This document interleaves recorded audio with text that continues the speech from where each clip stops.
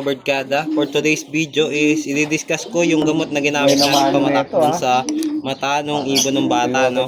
So marami kasi nagtatanong kung ano daw yung gamot at paano gamitin. So para isang paliwanagan lang is gawa natin ng video, no? So ito yon, may inakay tayo dito, sample yan. May sipon siya at ayan, namamagay yung mata niya, no? Ayan, oh, may one eye cold mga Barkada. Yan, uso ngayon to yung gantong namamaga na makapal yung talukap, no, na may parang laman. So ang paggamot nito is ito, nagpapatak tayo ng ito yung ginagamit natin, Eyesore.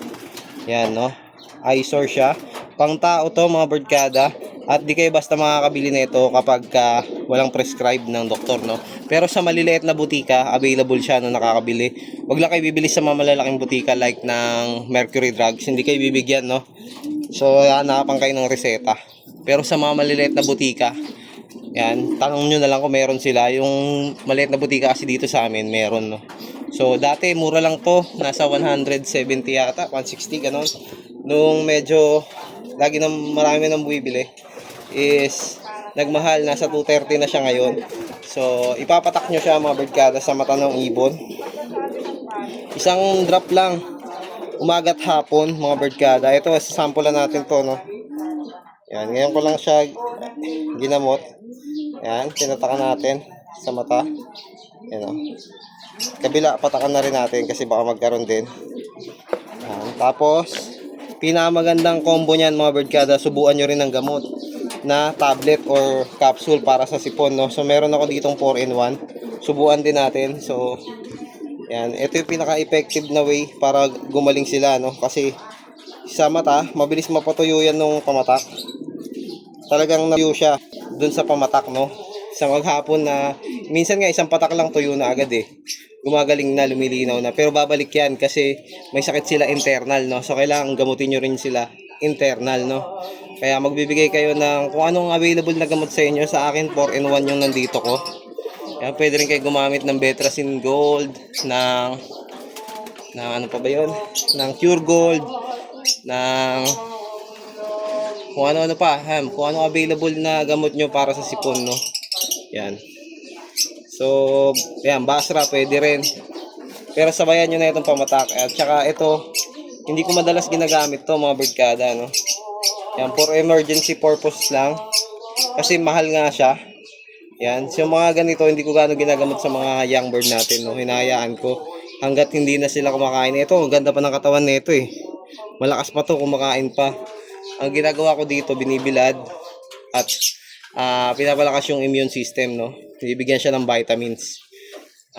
Yung ano, wala puti, yan, pwede maging supplement niya, vitamins, tsaka yung victory digestion para sa panunaw niya. Ang mahalaga lang naman di siya ma-stress. Minsan din nila iniinda to mga ganito, mga Barkada, kusang gumagaling, no. So kaya lang ako gumagamit nito, especially sa derby, pag lagi akong may baon nito.